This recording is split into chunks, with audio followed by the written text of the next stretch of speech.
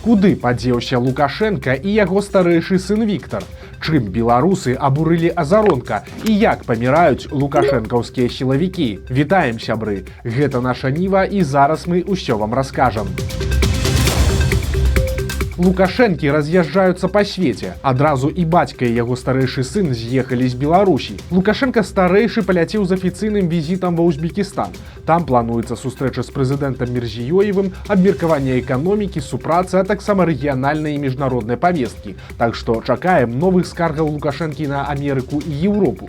Акрамя таго, запланаваная і паездка на гарналыжны курорт Амірсой. Дарэчы, цікава, што Лукашэнку ва Узбекістане сустракалі білбордамі на беларускай мове. Хоць у беларускім тэксце не абышлося без памылак, але ж сам факт. Дарэчы, адразу па прыбыцці пачалася і забаўляльная праграма.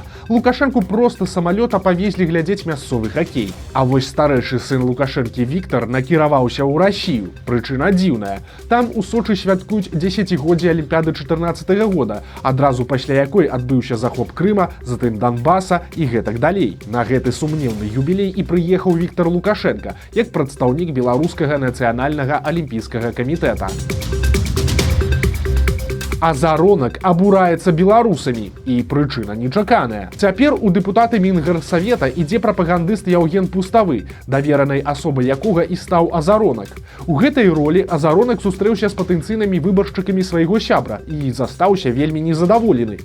Ён скардзіцца, што людзей не хвалююць ані палітыка, ані вайна. Замест гэтага беларусы перажываюць пра недахоп месцаў у паліклініках, зарплаты і іншыя штодзённыя справы. Але ж Азаронак робіць выснову. Цытата: «Іншага народу у нас няма». Дарэчы, у працяг тэмы пра Азаронка. Яго твар працягваюць выкарыстоўваць інтэрнэт-махляры, і ўжо ёсць першыя ахвяры. Пажылая беларуска згродна ўбачыла на ютубе фейкавы ролік, дзе Азаронак нібыта рэкламуе акцыі Газпрама. На самай справе гэтае відэа створанае з дапамогай нейрасетак. Ды і ў прынцыпе ўспрымаць Азаронка як фінансавага кансультанта ідзея сумнеўная. Але ж жанчына паверыла. Схадзіла ў банк, дзе ўзяла крэдыт, і затым набыла акцыі аж на 15 000 беларускіх рублёў. Само сабою, яна засталася ні з чым.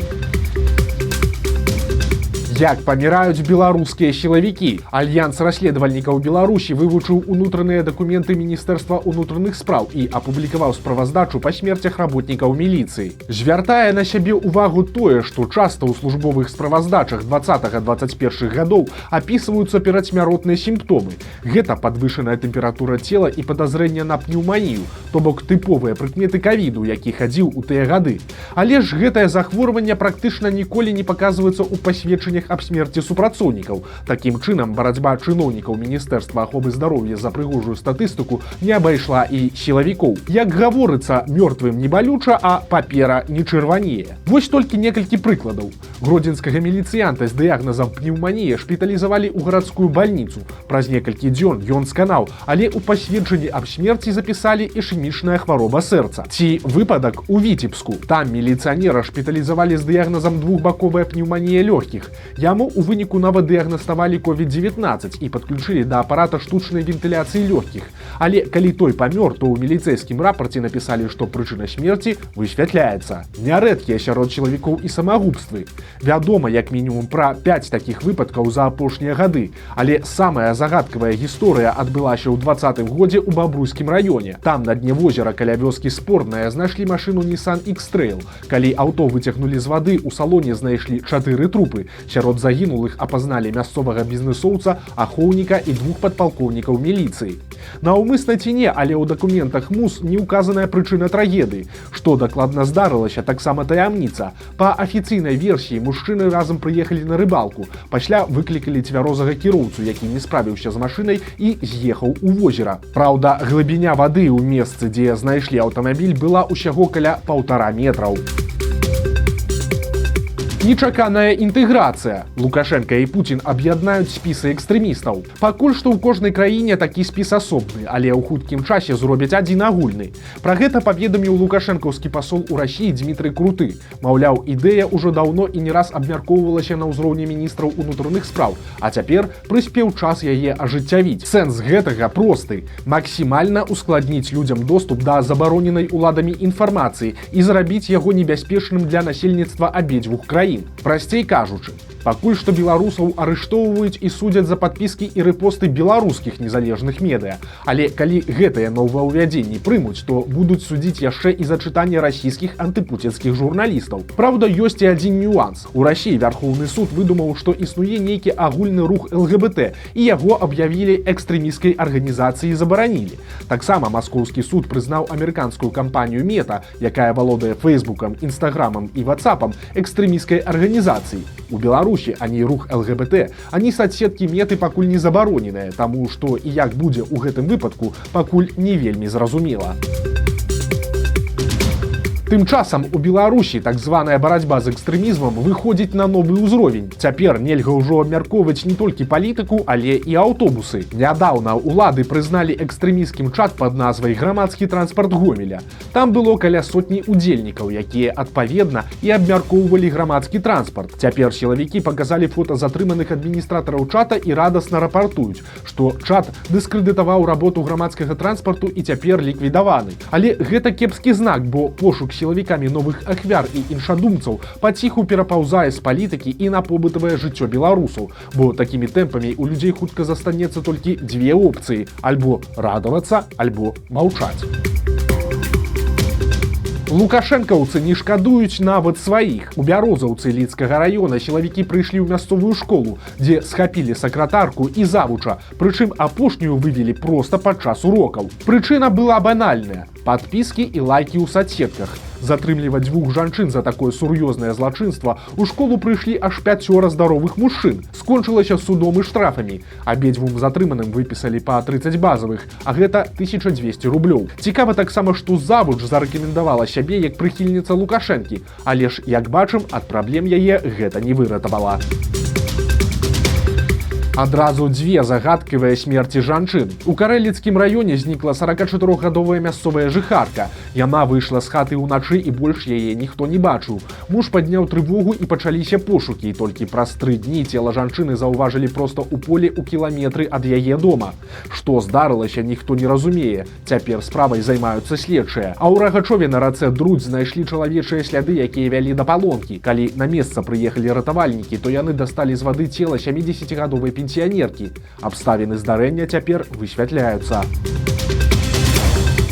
У Беларусі з'явіцца яшчэ адна айчынная вакцына. На гэты раз вельмі нечаканая – ад карыеса. Гэтым пахваліўся галоўны стаматолог Мінздароўя прафесар Сяргей Рубніковіч. Праўда, калі дакладна прэпарат выпусціць, ніхто не ведае. Паведамляецца, што цяпер ідзе яго распрацоўка. Тут нагадаем, што раней беларусам ужо абяцалі аж 2 айчынныя вакцыны.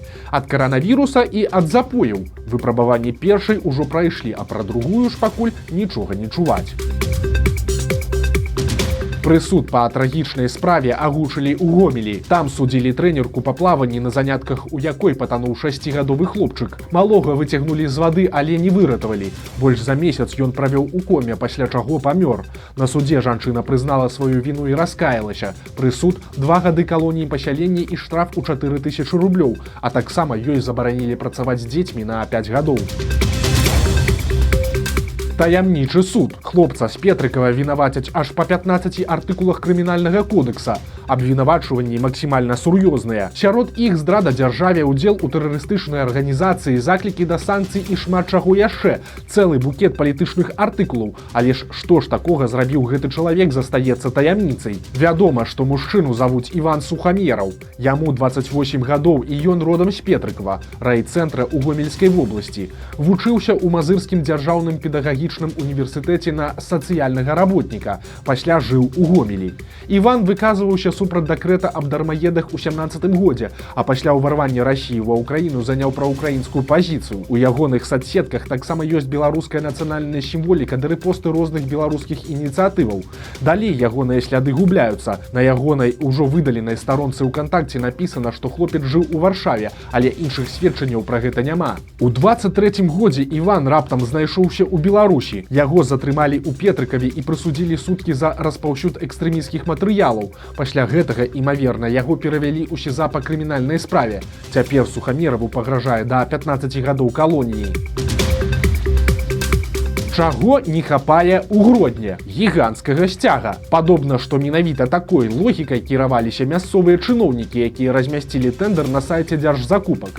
Як звярнуў увагу партал Гродна Лайф, на мясцовай савецкай плошчы з'явіцца чырвона-зялёны сцяг на флагштоку вышынёй аж у 60 метраў. Калі што, гэта памерам са славуты фарны касцёл, побач з якім гэты флагшток і хочуць уваткнуць. Выглядаць гэта будзе прыкладна так. Побач з гэтым мегасцягам будуць два вялікія экраны, а таксама аўдыабсталяванне, адкуль будзе гучаць гімн. Карацей, патрыятызм на поўную катушку. А ў Мінску цяпер з'явіцца Масква. Гаворка пра новыя цягнікі метро, якія вырашылі закупіць мінскія чыноўнікі. Зробленыя гэтыя цягнікі, як можна здагадацца, у Расіі. Яны так і называюцца Масква. А каб вы пра гэта не забываліся, маюцца вялікія надпісы проста на кабіне. Чакаецца, што ў хуткім часе Масква будзе катацца па новай трэцяй лініі мінскага метро. А пад Оршай на трасе заўважылі вялікі статак казуль. Жывёлы перабягалі дарогу проста перад аўтамабілямі. Выглядае прыгожа, але сітуацыя не вельмі бяспечная. Так што будьце уважлівымі за рулём і беражыце сябе. Вось такія навіны серады. Подписывайтесь на канал, ставьте лайки альбо дизлайки и выказывайте заўвагі ў каментарах. И, конечно, читайте нашу Ниву, глядите нашу Ниву и любите Беларусь. До сустрэчы заўтра.